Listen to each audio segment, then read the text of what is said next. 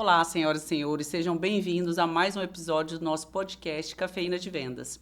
Hoje nós vamos falar de um tema super atual, que é a importância da inteligência emocional nas relações. Obviamente, nós vamos dar uma ênfase aqui nas relações comerciais. E para contribuir com essa discussão, nós temos uma convidada super gabaritada, que tem muita expertise no tema. Deise Carvalho é psicóloga com experiência de mais de 20 anos na área, escritora do livro Terapia para a Vida e também atua no meio corporativo, né, Deise, com palestras e mentoria de grandes executivos. Seja bem-vinda, Deise. Obrigada, Thaís. Obrigada pela oportunidade. Imagina, eu que agradeço a agenda super concorrida, me sinto tão privilegiada de ter esse momento aqui e espero que vocês gostem, porque realmente é que a expectativa é que o papo seja, assim, de alto nível. Bom, Deise, para a gente começar, eu quero trazer um pouquinho da minha visão sobre o tema, né, mais como especialista de vendas, porque eu também atuo há mais de 20 anos na área comercial e durante toda essa minha trajetória na área, eu venho percebendo a importância da inteligência emocional e o peso que ela tem dentro das relações, né, comerciais. O quanto de negócios que os vendedores, até os próprios líderes, os diretores perdem por não conseguir aplicar a inteligência emocional nas relações comerciais. Mas trazendo para o seu contexto como psicólogo, né, que atua também com profissionais de diversas áreas, qual que é a sua visão, de forma geral, sobre a importância da inteligência emocional nas relações, considerando também o contexto atual do mundo? Ai, ótimo, né? Uma pequena pergunta, né? Uma pequena introdução, Bem bem básica. básica, bem tranquila. Eu acho que é importante, Thaís, a gente contextualizar algumas coisas assim. A gente tem uma ideia que existe um profissional e existe a vida pessoal, como se essas duas coisas não se interagissem. Né? Então, quando a gente fala da inteligência emocional, ou das emoções, ou da regulação dessas emoções, a gente precisa entender que dentro desse profissional existe o profissional e a pessoa. E muitas vezes uma interfere na outra. Então, se essa pessoa ela não está bem com ela mesma, com as próprias emoções, com as questões da ansiedade, com as questões às vezes ligadas à depressão, ou relacionamentos afetivos, relacionamento de casal, relação com o filho, o que isso acontece? Isso vem e traz para o contexto profissional. Então, muitas vezes, aquele chefe, quando ele está falando com o colaborador, ele deixa de enxergar o colaborador, porque alguma fala do colaborador aciona um gatilho. E ele começa a falar como se ele falasse ou com o pai dele, ou com o filho dele. Então, ter isso que você chama de inteligência emocional, ou essa regulação, é você ter o seu autoconhecimento de ter uma compreensão de quem eu sou, de com quem eu estou falando e do que aquilo que está acontecendo está me provocando e como eu tenho que reagir. E se eu tenho que fazer tudo isso e vender, como que eu vendo? Tem como. E você trouxe o contexto do mundo. E se o mundo está em crise ou está com alguma dificuldade na questão financeira, e aquilo me afeta também na minha vida pessoal, eu não cuido disso. Quando eu vou oferecer ou ofertar por um cliente, eu não estou disponível para ele. Eu estou mais na minha dor do que olhar necessariamente qual é a necessidade do A cliente. dor dele, né? Exato, porque um bom vendedor, quem é um bom vendedor? É aquele que se conecta com a dor do outro e oferece o serviço exatamente que o outro quer. Mas para eu me conectar com a dor do outro, eu preciso estar conectado com a minha. Você falou um ponto super importante que, inclusive, eu bato muito na tecla nas minhas relações aí, interações tanto com vendedores quanto com os líderes, que é a conexão. Venda é conexão. E quando eu trouxe a questão assim, ó, do peso, também olhar para o contexto do mundo. Em 2017, o Fórum Mundial de Economia discutiu o tema do qual seria a principal habilidade do profissional do futuro. 2017, hein? E aí o tema inteligência emocional ele ficou dentro das 5 principais habilidades. E isso era uma preocupação visto o avanço da tecnologia. E depois da pandemia a gente teve um salto, né? Então hoje, quando a gente fala de conexão, a gente fica entre trabalhar ou ser atendido também por um robô que não gera essa conexão, mas também tem essa questão de quem está por trás. Né? Tem um profissional, ele tem uma interação humana. Então, quando eu trouxe essa questão do olhar para o mundo, é porque ainda dentro desse cenário, as pessoas acham, acreditam que a tecnologia vai substituir o ser humano. E aí, a gente falando de relações, de conexão, eu acredito, né, na minha opinião, que isso não vai acontecer. Mas qual que é a sua opinião sobre esse avanço da tecnologia e a conexão humana nas relações? Eu acho que uma coisa pode ser aliada da outra, não precisa ser excludentes, né? Porque às vezes a gente coloca na vida um ou outro. A gente pode pensar que pode ser um ou outro, mas pode ser os dois, as duas coisas juntas. Então, como um vendedor ou como uma pessoa que atua no corporativo pode trazer a tecnologia a seu favor. Tem várias coisas que vai minimizar o tempo, mas como ter a sensibilidade de perceber aquelas nuances, porque existem coisas nas relações que são nuances. Então, nós estamos falando, você está apertando o olho, você está me olhando. Então, assim, ó, o que que o seu olhar me diz? O que que o seu assentamento de cabeça está me falando? Então, tem nuances que é só uma pessoa com outra pessoa. Mas se eu estou tão misturada das minhas coisas, é como se fosse assim, ó, fazer uma brincadeira. Eu estivesse olhando para outro lugar. E aí eu não estou olhando para você. Se eu não estou olhando para você, eu não consigo me conectar. Porque eu não estou conectada com você, eu estou conectada com o meu problema em casa. Então, é importante, é fundamental para qualquer profissional, e principalmente também aí, como nós estamos falando especificamente para o público de vendas, da área comercial, que essa pessoa olhe para aquilo que a distrai. E como muitas vezes é um público muito masculino, o masculino ele tem uma ideia de que ele não precisa olhar para as emoções. E se a gente não olha, a gente é atropelado por elas. E quando a gente é atropelado por elas, a gente não traz o resultado que a gente é exigido. A gente perde grandes oportunidades, né? E esse ponto de reconhecer, ele é fundamental, né? Então, assim, como que você acredita que as pessoas podem reconhecer e gerir essas emoções? Porque tem uma questão cultural envolvida, principalmente, como a Deise colocou, os homens não poderem olhar. Eu mesmo vivi uma situação dentro desse ambiente corporativo e comercial, onde a gente quase perdeu uma negociação com um profissional mais velho, inclusive, que eu, que não conseguiu reconhecer as emoções, o alto nível de estresse numa negociação muito importante, inclusive, para a companhia, e se perdeu ali, né? Então, olhando né, do ponto de vista aí, psicoterapêutico, o que que você considera como ponto fundamental para que as pessoas, os vendedores, os líderes, né, possam reconhecer e regular as emoções? Como que eles podem identificar as emoções para gerar até maior conexão ali com os seus clientes, né? Olha, essa é uma questão muito interessante. Então, a gente falou dos homens, mas muitas vezes as mulheres também, quando vão para o mundo corporativo, elas vão para um lugar de se masculinizar, né? De acreditar que elas devem ser homens para poder ter Espaço, o né? espaço, ter o êxito que necessita. Então, essa também é uma questão importante para que as mulheres possam olhar.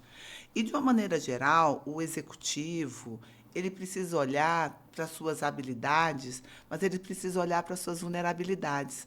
Então, você foi falando, eu me lembrei de um treinamento, de um trabalho que eu fiz com uma equipe de executivos há 10 dias atrás, onde a gente trabalhava exatamente isso. Quais são as vulnerabilidades que eu tenho pessoais? Porque tem coisas que são suas pessoais. E é importante que a equipe entenda e que como a gente pode trabalhar. E depois entender quais as vulnerabilidades que nós temos como equipe. Porque aquela equipe também tem uma vulnerabilidade. E quais são as habilidades que eu tenho como pessoa? E quais são as habilidades que a minha equipe tem? Porque aí a gente pode, não é esconder as vulnerabilidades, sabe, Thaís? Porque às vezes a gente foi aprendido o quê? Não olhe, esconda, faça de conta que não existe. Não. Se eu entendo que eu tenho, sei lá, uma insegurança, e que determinada ação me deixa mais seguro, eu vou atrás disso. E eu vou, inclusive, sanar a minha insegurança. Não fazer de conta que eu não tenho aquilo. E talvez isso que tenha acontecido com o alto executivo que você falou. Talvez ele tinha uma insegurança, não tinha espaço.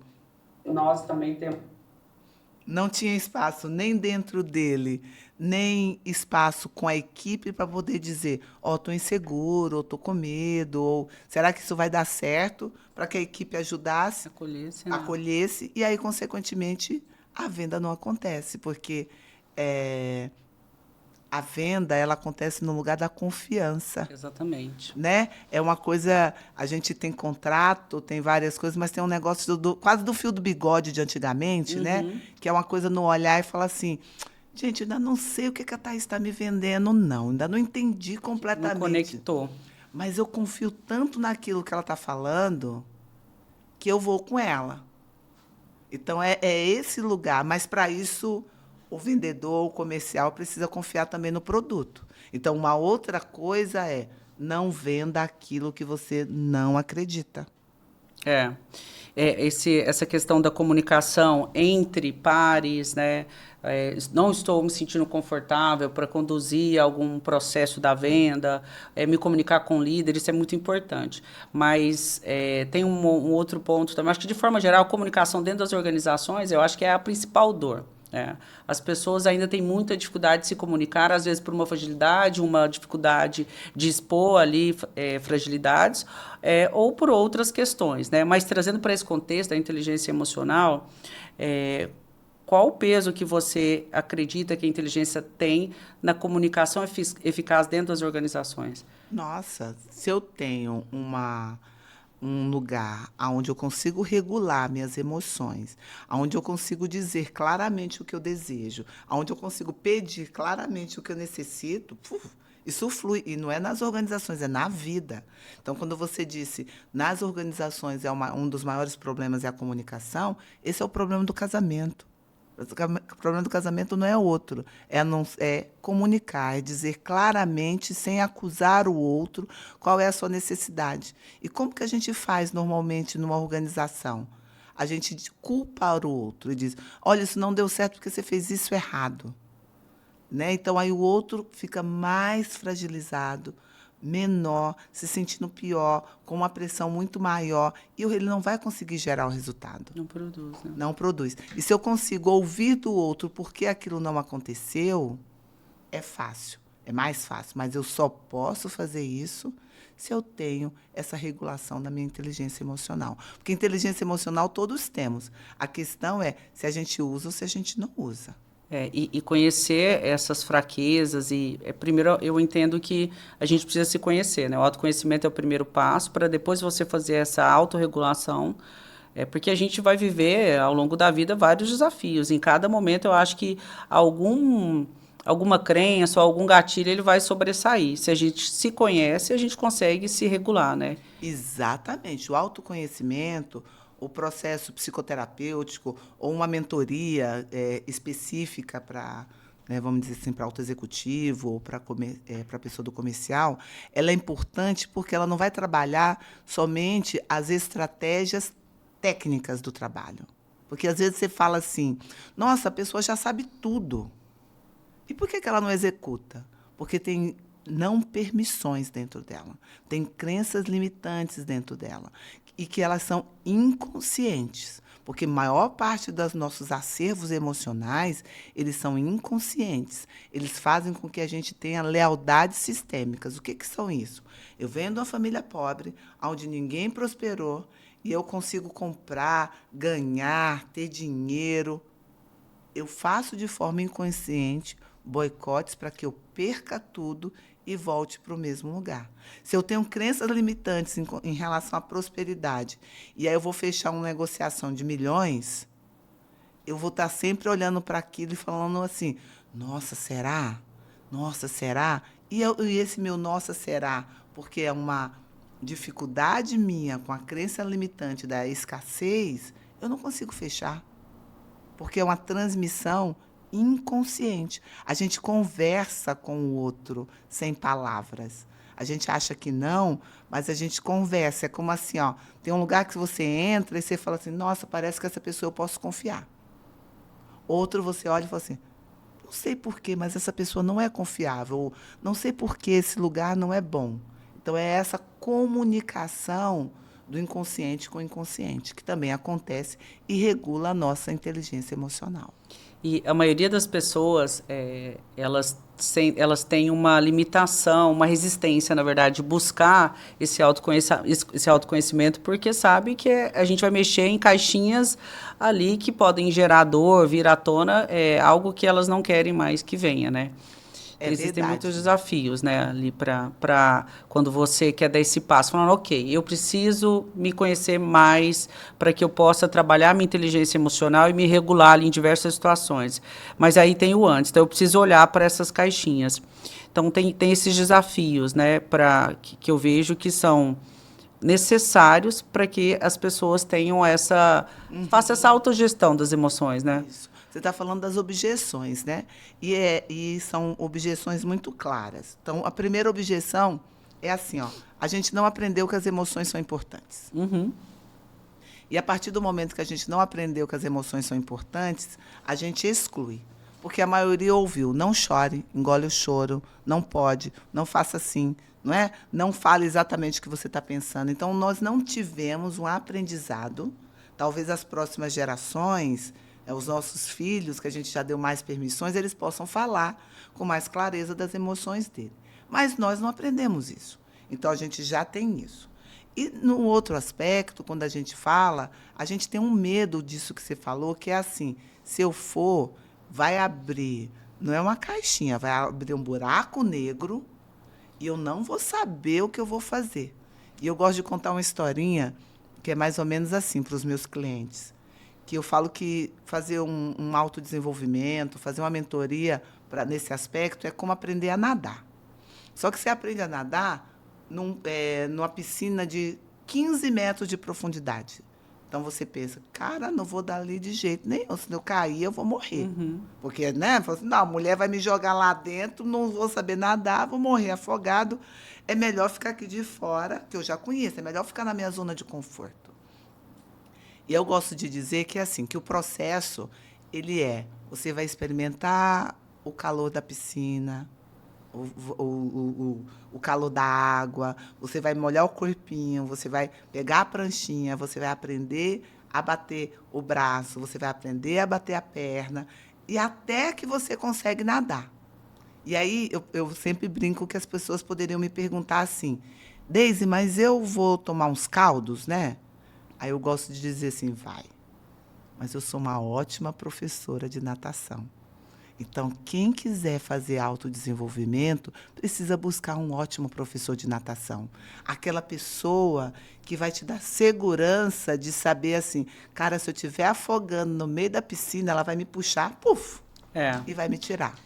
Sozinho a gente não consegue, né? A gente tem que buscar os especialistas como você, né, para poder apoiar nesse processo, porque a gente vai mexer numa caixinha que está fechada, todas essas emoções vão vir à tona, e se a gente não tem um profissional para acompanhar, para a gente ajudar, para nos ajudar a acolher, fica muito difícil, né?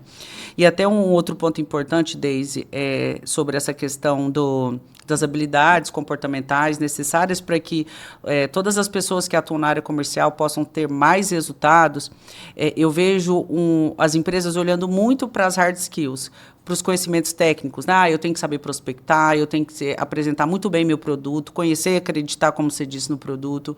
Eu tenho que ser um bom negociador e um bom fechador. Ok.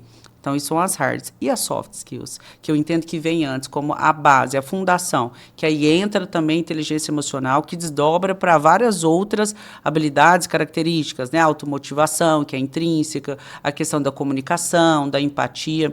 Então, eu vejo como 2 pilares fundamentais para serem trabalhados, mas as empresas ainda olham muito só para a hard skill. E a soft skill vem crescendo cada vez mais, porque as pessoas, por mais treinamentos que elas fazem ali na hard skill, elas veem que o negócio não acontece. Eu não tenho ROI, não vou mais investir em treinamento para minha equipe porque eu não tenho resultado. Cara, por que você não está olhando para que precisa, né? Porque é a parte da fundação, que é a inteligência emocional também, né? Exatamente, Thaís. Ótima observação que você fez. Porque não existe essa parte técnica sem o que você chamou dessa base. Porque como que você vai jogar uma boa semente numa terra que não é fértil?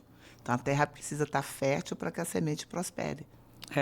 E também tem um ponto, né? Ok, vamos investir em soft skill ali para a equipe, tá? Que está na operação. Mas a gente não olha para a liderança. Então, e aí a empresa vai, a Deise vai, a Thaís vai e faz um excelente trabalho de desenvolvimento dessas soft skills. Mas se nós não trabalharmos as lideranças, esse trabalho se perde quando a gente sai. Você pode até ter um ROI ali de 1, 2 meses, depois isso vai se perder, porque as lideranças não conseguem dar continuidade. E olhando para essa questão das lideranças, tem a questão do conhecimento dos perfis comportamentais, né? Eu gosto muito de trabalhar com o DISC, porque eu acho ele muito assertivo.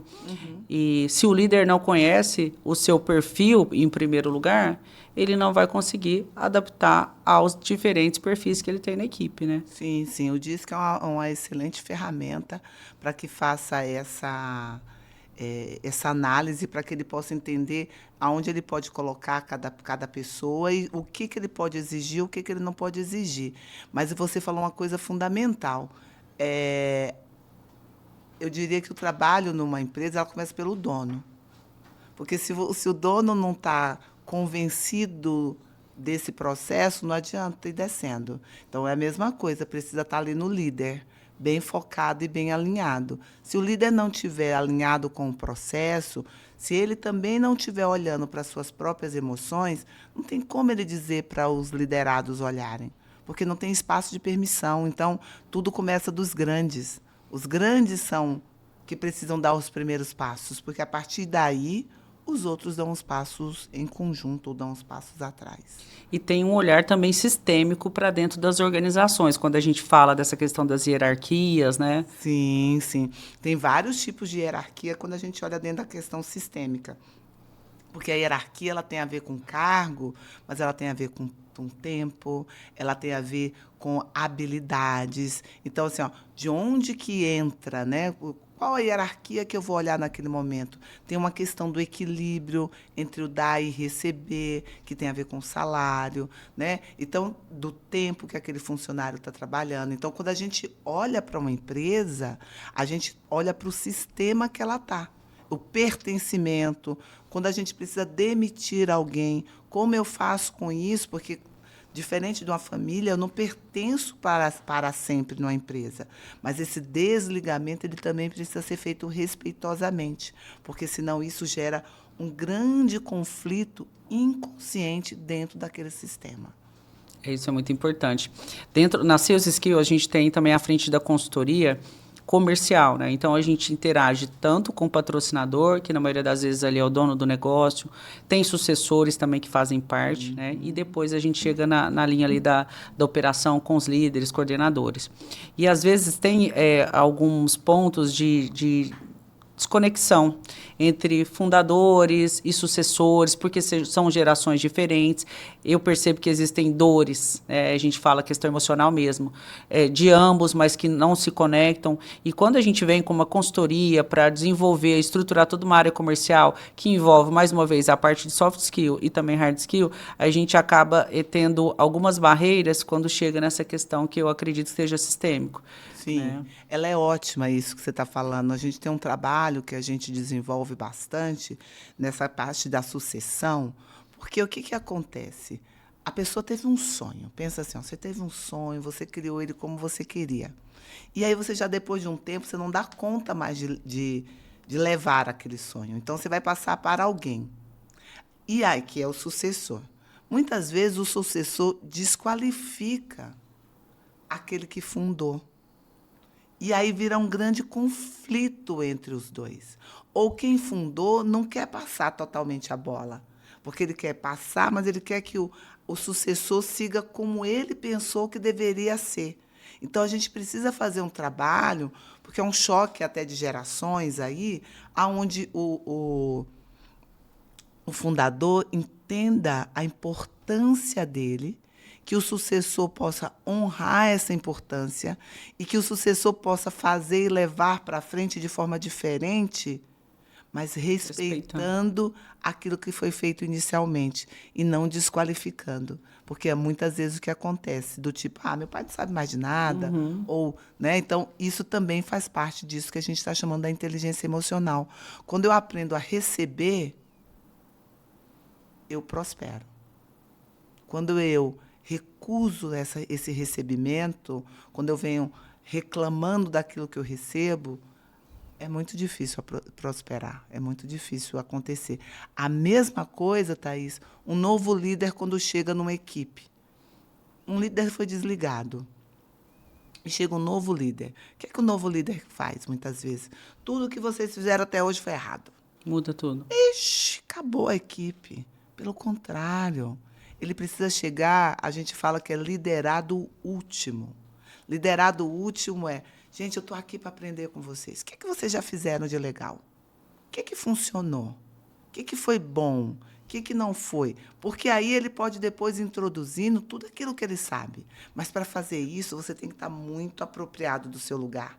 Para você não achar que você valorizar o que o outro fez vai te tirar o seu poder, vamos dizer assim. Pelo contrário, ele te dá uma autoridade porque todos os outros se sentem pertencentes, Sim. não se sentem excluídos. E tem tudo a ver com conexão, né? Porque a conexão não é só, vamos falar aqui nesse viés comercial, eu com o meu cliente. Minha conexão, ela é importante com a minha equipe para eu conquistar esse respeito, essa autoridade, que não é no forceps, porque eu estou acima aqui né, na hierarquia, ou eu tenho mais conhecimento. Eu sou muito a favor de trabalhar olhando para o ser humano como ser humano mesmo. Entendendo as suas limitações, entendendo a sua visão sobre mundo, né, a sua visão sobre o negócio. Dentro da consultoria, o primeiro pilar que a gente trabalha na consultoria comercial é o pilar pessoas, onde a gente analisa perfil comportamental e a gente também tem um one-on-one, onde a gente consegue acessar questões que não são colocadas para quem está dentro do negócio e também não são identificadas dentro de um relatório de análise de perfil comportamental. Então, por isso que a gente não usa só o método DISC, né? E isso é muito importante, porque com toda a bagagem que eu tenho também na área e vários cursos de formação relacionados aí a comportamento humano, me traz ali condições de direcionar.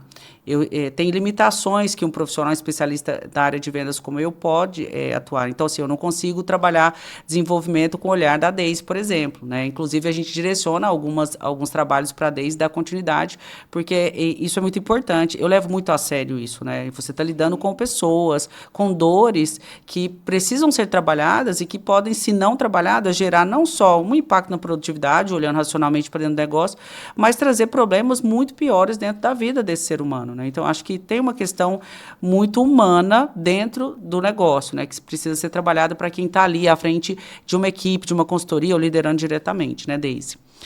Então, acho que a conexão nas relações independe se é você com o seu cliente, ali que é muito importante, porque ninguém compra sem gerar conexão, sem a confiança, né?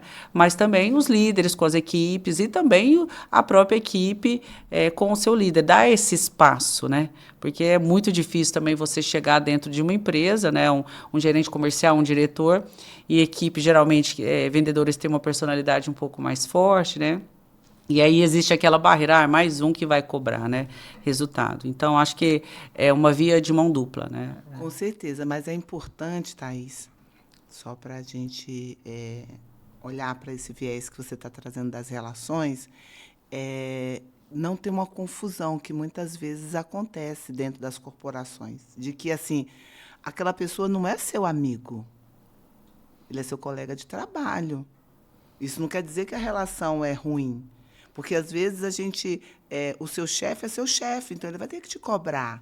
Então, às vezes, as pessoas ficam ofendidas quando recebem alguma cobrança ou algum feedback que não seja tão positivo quanto gostaria, porque ele leva para o lado pessoal. E aí, aquilo que eu falei do início, a confusão. No profissional, existem coisas, sim, que precisam ser ajustadas. Uhum. E ali é uma empresa, não é uma família. Então, esses ajustes são necessários e são necessários serem ditos e falados. Então, empresa é empresa, família é família. E o líder precisa buscar esse equilíbrio, esse contraponto. Ó, cara, eu consigo olhar para o seu lado humano, mas, isso aqui é uma empresa. Então, é gestão de emoção e razão, isso, né? Então, precisamos trazer resultado, não tá entregando. Tem uma questão pessoal ali, comportamental, vamos trabalhar, você está disposto, consigo atuar enquanto líder? Não, preciso direcionar, preciso que um psicólogo acompanhe, precisamos contratar algum treinamento, alguma mentoria. Então, acho que esse olhar, o líder também precisa ter esse olhar e buscar esse contraponto aí, para que a equipe realmente traga resultado, né? Isso, e o líder precisa saber que ele é líder. Que ele está ali é função, né? Eu gosto de usar o termo que é sentar na cadeira. A gente precisa sentar na cadeira que a gente que nos deram ou que a gente se propôs a ocupar. Então, se eu estou sentada na cadeira de mentora, eu sou mentora. Se eu estou sentada numa cadeira, sei lá, de cliente, eu sou cliente. Se eu estou sentada na cadeira de líder, eu sou líder. E eu preciso me apropriar dessa cadeira e sentar. Porque se eu não sentar, outra pessoa vem e senta. Com certeza. E aí, gente, de forma prática, eu acho que vocês estão com a expectativa aqui de algumas dicas, né? Deise, quais das estratégias você recomendaria aí para que esse público que nos assiste aqui, profissionais que estão ali lidando com cobranças, metas desafiadoras, com as interferências do mercado externo, economia, política, né? E até do mercado interno mesmo, às vezes um clima não tão propício para trabalhar. Quais as estratégias que você dá para esse público para lidar melhor aí com a inteligência emocional ou aplicar na prática, né, no dia a dia? Primeiro, contrata a sua consultoria. Boa, vamos mexer. Né? É isso aí. Não, porque assim, dar ideias e dicas muito subjetivas, às vezes ela não cabe. Uhum. E é importante uma análise mais direcionada, né? Mas eu diria assim, respira. Aprende a respirar. Parece bobo, mas respira. Como assim, Deise? Aconteceu coisa, quando você respira, você percebe o que aquilo te causou. Como ficou seu coração? Está com ansiedade, não está com ansiedade? Está sendo bom de acordar? Está com seu sono regulado? Não está? Então, olha para você. Essa é a primeira dica. Se observa, está comendo demais, está comendo de menos, está conseguindo fazer atividade física, não consegue fazer. O que está acontecendo na minha vida? Como que está o trabalho? Que tamanho que ele cabe? Porque uma autoanálise, ela é importante para entender e dizer assim, tem algo que não está bom. Preciso de ajuda. Porque às vezes às vezes não. Nas nossas dores, nós temos muito pontos cegos. Então, primeiro dica, sem saber o caso, respira. Se auto-observa. Se observa o que aquela reunião te causa, se observa o que aquela fala te causa, se observa. E à medida que você se observa, isso vai ficando mais dentro de um possível. Começar a questionar os comportamentos indesejáveis, né? Por que eu me sinto assim, né? Exato. Numa reunião, por que eu fico ansioso, por que meu coração acelera, né? As pessoas geralmente entram no looping e aí não conseguem parar para tentar entender o porquê do comportamento. Elas né? normatizam a dor e não é normal, né? Tem esqueci o nome do livro dele, que ele fala disso, da normatização do trauma, como se fosse o Gaudet Maté, acho que é isso. Então, ele fala do trauma. Então, a gente normatiza a dor. A gente acha que é normal e não é normal. A gente nasceu para ser feliz. As pessoas cada vez mais, eu tenho percebido isso mesmo, elas aceitam como se fosse algo natural, assim, né? Isso, e não é. Não é normal estar numa relação tóxica, não é normal estar numa relação abusiva no trabalho, não é normal. Não é normal você ter burnout, não é normal. Isso significa que nós estamos nos sobrecarregando. Então, é uma coisa assim, a grande dica descubra quem é você, aquilo que faz sentido na sua vida. Eu falo que é o ser eu, ter a coragem de ser eu. Descubra isso, porque a partir do momento que você descobre, você não permite nunca mais ninguém te abusar, ou entrar em relações, situações abusivas e que te leve para um limite e para uma doença. E isso não é bom.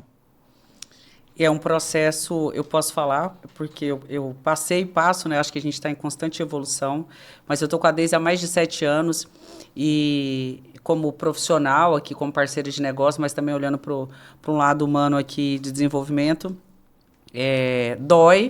crescer dói, né? Eu tive a dor do crescimento, eu tive muitas dores nas pernas quando eu era mais nova, então essa analogia faz todo sentido para mim, crescer dói.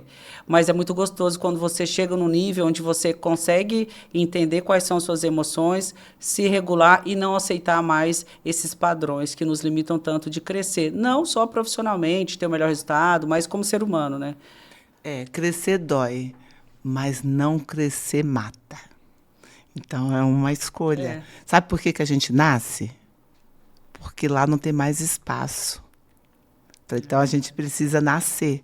Senão, a gente ficaria no útero da mãe até hoje, porque lá estava quentinho, né? Tinha comida. Então, a gente nasce para não morrer. Então, e o primeiro ato de uma pessoa é a respiração. Respirar dói. mas te leva para várias outras coisas. Então, a dor faz parte, o sofrimento não. Muito bom. Bom, gente, assim, para mim é uma sessão terapêutica. A gente está com os bastidores aqui de muitas pessoas também que tiveram uma sessão gratuita de terapia. Sempre muito bom falar com você, Deise. Te agradeço aí mais uma vez pela sua disponibilidade. Eu espero que vocês possam refletir sobre tudo que a gente abordou aqui, buscar realmente dar esse passo que ainda não deu. Quem já está caminhando, continue, porque realmente é um processo que eu acredito que nunca tem fim, né? A gente está em constante evolução, né? Então a gente precisa buscar sempre. E nós estamos à disposição, tanto a Deise aqui atuando também no meio corporativo, com desenvolvimento aí de executivos, com palestras, e nós aqui na Sales Skill, com a consultoria, com treinamento para vendedores, com workshop para líderes também, estamos à disposição aí para apoiar vocês. Obrigada pela oportunidade mais uma vez. Obrigada a você. Obrigada.